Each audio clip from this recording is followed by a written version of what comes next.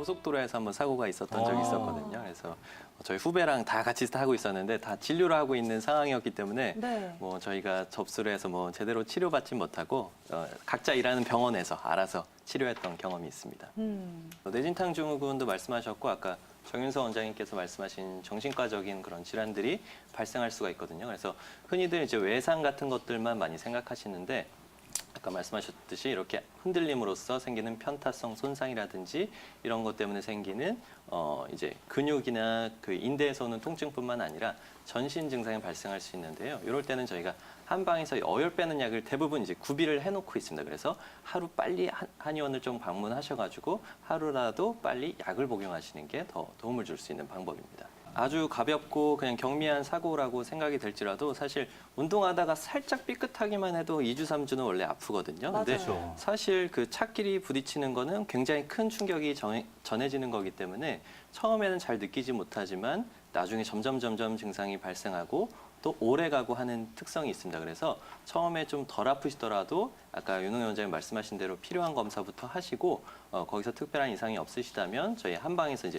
여러 가지 치료들이 다 가능하거든요. 그래서 뭐 한약부터 시작해서 뭐 약침, 추나 뭐 여러 가지 치료들이 다 종합적으로 들어가니까 하루라도 빨리 치료를 받으시는 게 좋습니다. 아이들 같은 경우 이제 부모님들이 이렇게 생각하시는 경우들이 있어요. 그래서 한의원에 가면 꼭 침을 맞기 때문에 우리 아이는 지금 너무 어려서 침을 맞을 수 있을까 이런 것들을 걱정해서 이제 안 데리고 오시는 경우들이 있는데 굉장히 아프지 않은 미세한 침도 있고요. 또 한약 같은 그런 여러 가지 좋은 방법이 있기 때문에 빨리 데리고 오시면 좋겠습니다. 환자분들 중에도 골절이 있으셨던 분이 있어요. 근데 네. 골절을 한의학으로 치료한다는 걸 잘 모르고 계시더라고요. 그래서 1년 동안에 2번 골절이 있으셨던 환자분께서 계신데 골절 치료 그러니까 이제 수술적인 치료를 먼저 그 병원에서 진행을 하신 다음에 그 이후로는 사실 이제 뭐 물리 치료라든지 이런 것만 하시는 경우들이 많거든요.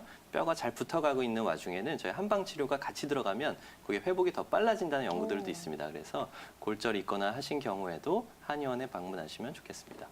그렇다면 김남식 원장님 조금 더 구체적으로 어떤 치료에 도움을 받을 수 있을까요?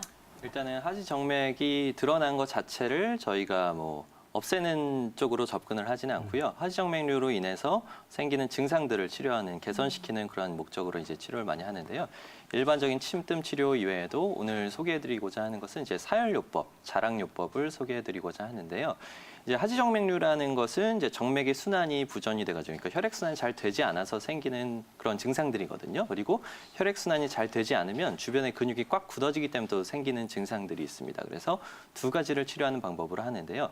왼쪽에 보이시는 저 영상을 보시면 이제 점자법이라고 해서 지금 저기 다리에는 파란색 정맥이 노출돼 있지는 않지만 파란색 정맥이 노출돼 있는 부분에 사열침으로 이렇게 톡 찔러서 피를 방출시키는 방법입니다. 그렇게 되면 정맥에 들어있는 그 부하가 일시적으로는 좀 감소되기 때문에 하지가 뭐 무겁다든지 피로감이 있다든지 붓는다든지 하는 그런 이제 혈관성 증상에 효과적이라고 볼 수가 있고요.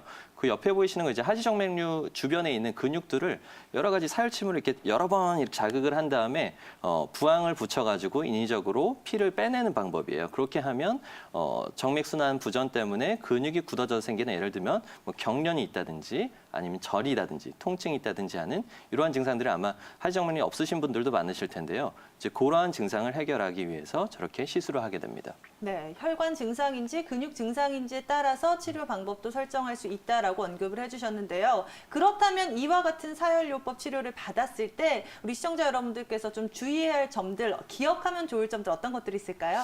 가장 중요한 건 사실 감염에 주의하셔야 되는 거예요. 그래서 저희가 정맥 자체에다가 사열침으로 이렇게 자극을 하기 때문에 그 주변에는 이렇게 노출이 돼 있거든요. 일정 시간 동안에. 그래서 그 당일날에 뭐 물 안에 탕 안에 들어가는 목욕을 하시거나 뭐 사우나를 하거나 아니면 뭐 격한 운동을 하거나 하면은 주변에 감염이 될 수 있는 우려가 있기 때문에 그런 것은 한 당일날 한 24시간 정도 좀 주의해 주시는 게 좋고요. 전후 그러니까 시술 전후에 소독하는 게 되게 중요하거든요. 그래서 집에서는 그러한 시설이나 도구들이 없기 때문에 꼭 의료 기관인 한의원에 오셔가지고 시술을 좀 받아주셔야겠습니다. 네, 그렇다면 이런 증상 때문에 고생하신 분들이 이런 사열요법 말고 또 한약 치료를 받으면 좀 어떨까요? 한약 치료도 굉장히 도움이 됩니다. 이게 주로 이제 한약 치료에 대해서 하지정맥류 환자분들께서는 한약 치료 이렇게 도움된다는 사실 잘 모르고 계신데요. 아까 윤미나 원장님이 소개해 주셨던 어혈을 푸는 치료를 주로 하게 되거든요. 논문 하나 오늘 소개를 좀 해드리고자 하는데요. 이 논문은 일본에서 진행된 논문입니다. 일본에서 한의사 선생님이 아니고 의사 선생님들끼리 모여서 임상 연구를 했어요. 임상 연구를 해서 계지복령환이라는 그 한약이 있거든요. 그거가 이제 대표적으로 원래 어혈을 푸는 그런 약입니다. 그래서 하지정맥류 있으신 환자분들, 진단받으신 환자분들을 다 모아놓고 12주 동안, 그러니까 3개월 동안 계지복령환을 투여를 했더니 여러 가지 좋은 반응이 나타났다는 건데요. 다음 그래프를 한번 보시면 그래서 하얀색 막대가 이제 하지정맥류 가지고 계신 약 먹기 전에 어떤 그런 상태라고 보시면 되고 까만색 막대가 그 증상이 호전된 정도를 보시면 되는데 하지가 무거운 증상, 피로감, 그리고 저림, 통증, 그리고 가려움증, 그리고 냉감까지 이러한 증상들을 전반적으로 다 확연하게 호전시킨다는 그런 연구 결과도 있습니다.